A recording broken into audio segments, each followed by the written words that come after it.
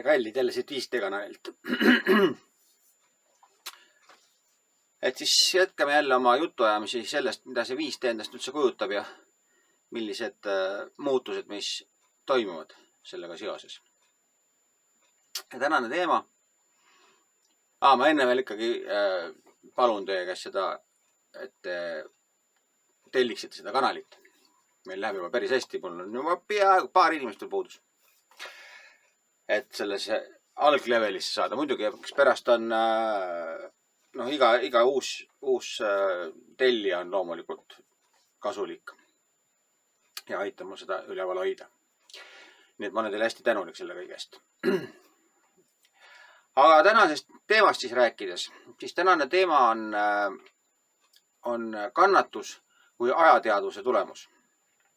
Ajateadvus, no see on selline nüüd kohmakas mõiste küllaltki. Ma enam ise see on ajataju või kunagi üks psühholoog nimetas seda kronasteesiaks ehk et siis see, kui inimene hakkas aega mõistma. See on siis kui avanes 4D tegelikult. Kui inimene hakkas ennast teadvustama aja teljel. See on täpselt sellest ma olen siin rääkinud ka varem. See on nüüd see hetk, kui loomast sai inimene. Kui loom teadvustab ennast 3D tasandil. Ta saab aru, kui ta saab haiget, tema 3D keha on täiesti talle teadvustatud, tal on eneseteadvus 3D tasandil igatepidi olemas. Inimesel, nüüd kui loomast sai inimene, siis lisandus 4D teadvus ehk et aeg. Ja nüüd lisandub siis see 5D teadvus, mis siis annab omakorda seose kahe erineva aja vahel.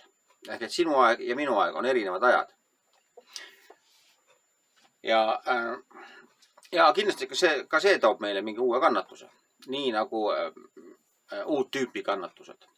Nii nagu loomal ei ole, loomal on ka kannatused, eks ju. Kui loomal on, ma ei tea, käpp katki, siis on valus. Või kõht tühi, siis on nälg. Aga loom ei kannata inimese mõttes. Inimene kannatab sellepärast, et ta kujutab ennast ette. Inimesel on neitus ja jaatus, mida loomal ei ole. Ehk et tal on 2 teadvust. Ta on olemas ja teda ei ole olemas. Ehk et ta võib olla nii ja naa. Ja võt, see on nüüd, kui ma näen, kui ma tean, ütleme, piiblis on see kirjas sellena, et inimene sai teadlikuks oma surelikkusest. See on tegelikult tähendab seda, et ma sain teada, et mul on ulatuvus ajas. Ma panin ennast paika ajateljel. Ma ei ole mitte ainult pikk, lai ja kõrge, aga ma olen ka kestev. Ja nüüd 5D's lisandub siis, ma ei oskagi seda nimetada täpselt, kuidas see võiks siis olla. See on armastus, eks ju, ehk et lisandub tähendus sinu ja minu aja vahel. Ehk et mul ei ole mitte ainult kestvus ajas, aga mul on ka tähendus teiste kestvuste suhtes kuidagi niimoodi. Isegi ei oska seda päris täpselt praegu veel lahti mõtestada, talle nagu õiget nime anda. Ehk et ma saan milleski ma saan teadlikuks enda piiridest, enda ajapiiridest. Ja see annab mulle siis selles mõttes kannatuse, see laiendab minu kannatuse piire sinu kannatustesse ka, kuna sa oled täpselt sama väärne minuga. Ja 5D maailmas on see oluline. Ja ühesõnaga, kui nüüd, aga see algne kannatus, millest me täna selles loos siin räägime, siis see on see teada saamine oma surelikkusest. Sellest tulenevalt hea ja kurja mõistmine. See tähendab kõige fundamentaalsemalt hea on see, mis toetab minu eksistentsi ja kuri on see, mis ohustab minu eksistentsi. Nüüd, mida looma poole inimene on, nii-öelda, mida ma ei taha see madalamal kasutada, need on lihtsalt erinevad astmed, üks ei ole madalam kui teine. Ega loom ei ole madalam kui inimene. Loom on ta küll lihtsam, jah, aga aga tal on oma funktsioon, oma koht. Aga inimene, kes on loomale lähemal, noh, mõned primitiivsed õimud võib-olla ja niimoodi, siis aga ka tegelikult, kui me mõtleme, ma ei tea, noh, mõnisada aastat tagasi kasvõi, siis meie arusaamine sellest, mis on meie eksistentsile toetav, oli hästi primitiivne. See tähendab, kui ma tahtsin naabrimehe vara, siis ma läksin ja andsin talle peksa. Noh, loomulikult naabrimees hakkas selle peale relvastuma, mina hakkasin ka relvastuma. Tegelikult see, et ma läksin ja andsin naabrimehele peksa, oli kahjulik nii mulle kui naabrimehele. Mille käigus me siis õppisime ära, et ei ole mõtet peksa anda. Parem lepime kokku. Algas kavalusajastu. Me hakkasime kokku leppima, hakkasime kokkuleppeid murdma, hakkasime kavaldama selleks, et paremaid kokkuleppeid saada. Ja kavalusajastus me elame ju praeguseni selles mõttes, et aga see kavalusajastu on armastusele lähemal kui jõuajastu, mis eelnes kavalusele. Jõuajastu on siis see, mis läksid, andsid naabrimehele peksa ja võtsid vara ära.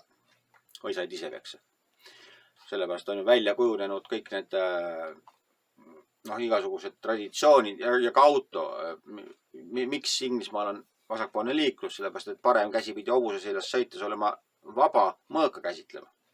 Sellepärast, et reisimine oli nii ohtlik, et sul pidi kogu aeg mõõk käe pärast olema, sest sind võidi kohe maha lüüa. Me ei taha sellises maailmas elada. Aga toona meile tundus, et see on kasulik. Mul on kasulik rünnata, kui saan. Ja selle peale ma ei tundnud, et kuramus, et kui ma ründan, siis rünnatakse mind ka ja lõpuks oleme me kõik kööbakil, eks ju. Ja eks see ajas ja see teadmine nüüd sellest, et ma võin surra. Sellega kaasas ka teadmine, et ma võin sulle viga teha. Tähendab, inimene sai kurjaks muutuda, sellepärast, et ta sai aru, et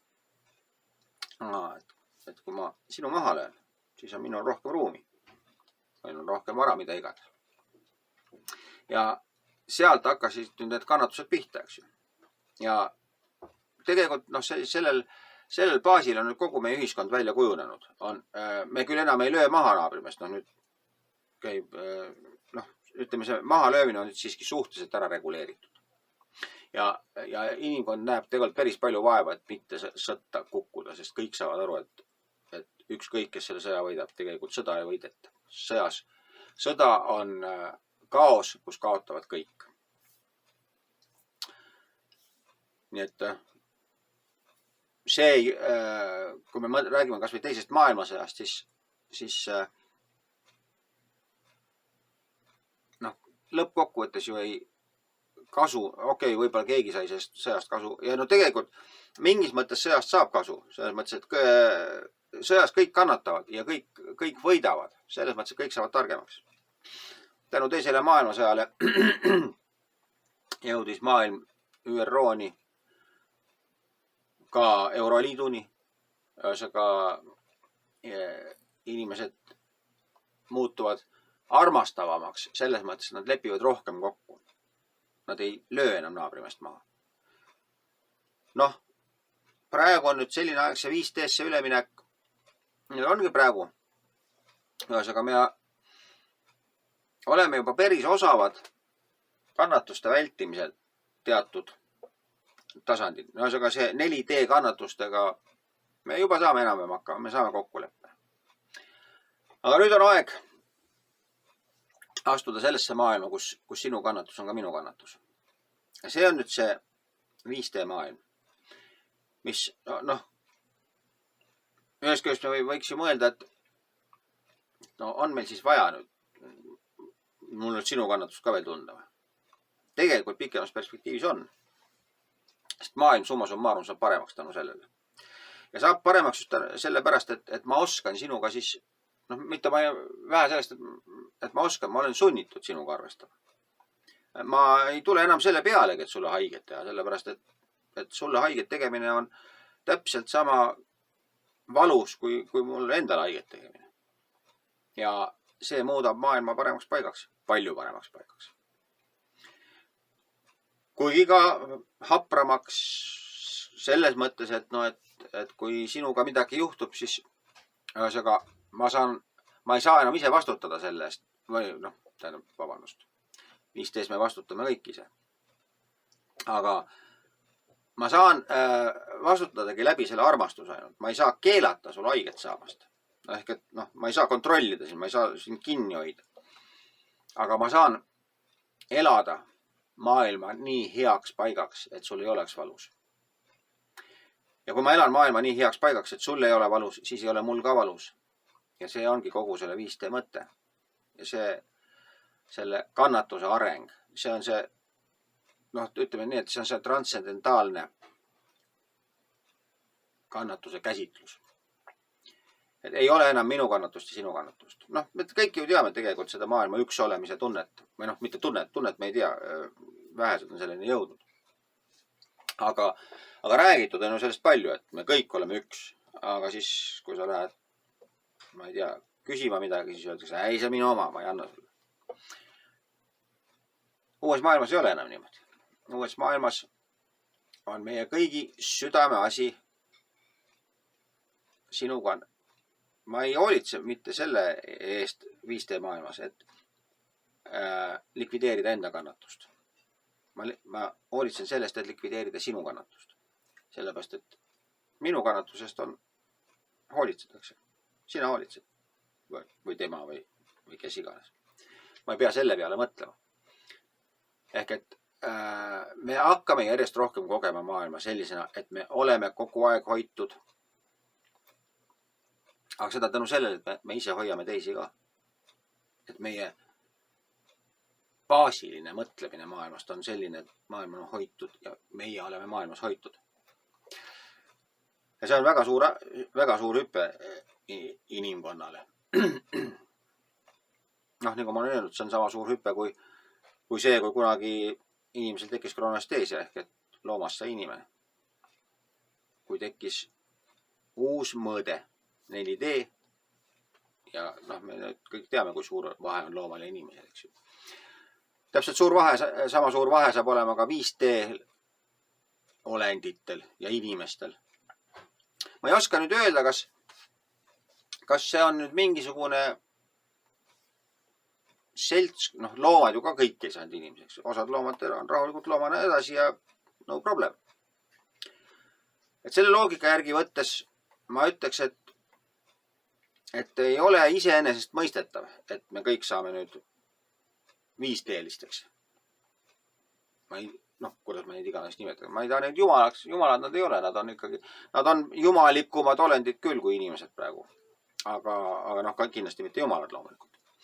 Küll, aga neil on vastutus oma maailma piires. Neil on jumalik vastutus oma maailma piires. Ja enamus inimesi ei ole selleks ju võimelised. Veel. Või eks nad varsti võib-olla on, aga ma ei tea. Aga see on meist igaühe enda valida. Enda pühendumine, see on meie teekond. Me võime jõuda selleni. See on armastusse minemine. See on julguse korjamine, et ma julgen armastada. Ja see on tegelikult ka julgus surra. See on enam üks ja sama asi. Kui ma julgen surra, siis ma ei karda midagi. Ja see ajaga seotud kannatus ongi seotud seda kaudu, et me olles teadlikud oma kestusest ajas, see ei hirmuta meid enam. Selles mõttes, et 5D maailmas me oleme natukene laiemad olendid kui see pisikene lõik ajas. Me saame, ütleme niimoodi, et 5D maailmas on see minu eluiga, see kaua ma elan. See on üks sündmus minu olemises. See ei ole mitte kogu minu olemine. See on täpselt sama, ütleme, seda saab mõista seda moodi, et kui minu elus toimub üks asi, siis see üks sündmus tekib ja kaob või algab ja lõppeb, eks ju, tal on ajaline kestus. Ma saan mõttes alati tagasi minna sellesse sündmusesse, ajateljel. Ja minna vaadata, kogeda seda sündmust seal. Ma ei tohi seda sündmust karta muidugi. ma pean võtma, selleks, et niimoodi sündmuste vahel liikuda, ma pean võtma kõiki sündmuseid võrdse tähtsusega. Ma just täna hommikul rääkisin, tegime video ka siin abikaasaga ja just oli jutt selles, et ma pean võtma kõiki sündmusi, nii häid kui halbu. Need on lihtsalt elusündmused, nad algavad ja lõppevad. Ja ma ei kanna neid endaga kaasas. Ma ei tee oma praeguseid otsuseid selle järgi, missugune sündmus oli minevikus või saab olema tulevikus. Ma olen selles mõttes olen ma hetkes. Ja see ongi nüüd, kui me jõuame sellise käsitluseni, sellise tunnetuseni, siis see ajaga seotud kannatus kaob nagu ära. Tähendab, mitte kogemuse kao ära. Me saame haiget ja kõik see jääb. Aga me ei käsitle seda enam sellise kannatusena, mis ängistab meid, see raske rist, mida me seljas kanname. Et me sellest risti kandmisest saame siis vabaks. Ja see ajaga seotud kannatus siis ta on teistmoodi kannatuseks. Me selles mõttes saame vabaks. Aga nagu ma ütlesin, kas saavad kõik või kui palju meid on, kes saavad, seda on raske öelda. Ma ise tunnen küll, et ma nüüd olen ikka väga hoogsalt sinna sisenen ja järjest rohkem ma olen vastutav enda maailma eest. Järjest rohkem mulle läheb korda teiste valu. Aga kindlasti kõik inimesed ei ole selleks vähemalt praegu mitte veel võimelised. Aga minu tunnetus ütleb, et on tulemas suur katastroof, suur kaos, mis on see, mis praegu toimub, see on väike eelmäng. Ja need, kes sellest läbi tulevad, need muutuvad, need inimesed. Ja see muudab väga paljusid inimesi. Selles mõttes, et ma ei arva, et mõned üksikud läbi tuleks sellest. Muutub suur hulk inimesi ja nemad hakkavad siis, mina ei tea, ma ei usu sellest, seal peab samasugune vahe tulema, nagu praegu on inimestel ja loomadel. Aga kuidas see täpselt hakkab olema, seda ma ei oska öelda. Aga ma arvan, et ma nüüd olen tänaseks selle koha enam-vähem või selle teema nüüd, nii palju, kui siin selliste lühiloengutega saab ammendada. Loomulikult see ei ole mingi ammendav monograafia, eks ju. Et sai põgusalt sellest räägitud, eks me erinevate loengute käigus me puudutame neid teemasid siit ja sealt poolt kogu aeg, mis on 5D lähenemine ongi selles, et kõikidel asjadel on mitu külge. Me saame neid siit ja sealt poolt vaadata kogu aeg. Aga teie ikka palun tellige minu kanalit. Ma olen hästi tänulik teile selle eest. Ma loodan, et see pakub teile ikkagi huvi ka ja ma teen seda tõesti tões ja vaimus. Püüan teile edasi anda neid taipamisi, mida ma ise siin 5D avanemise käigus kogu aeg kogen, millised tunded need on. Ja loodan, et siis see aitab ka teil seda sama rada käia. Aga teiega kohtume järgmises videos jälle ja seniks kõike head ja nägemist. Tšau, tšau!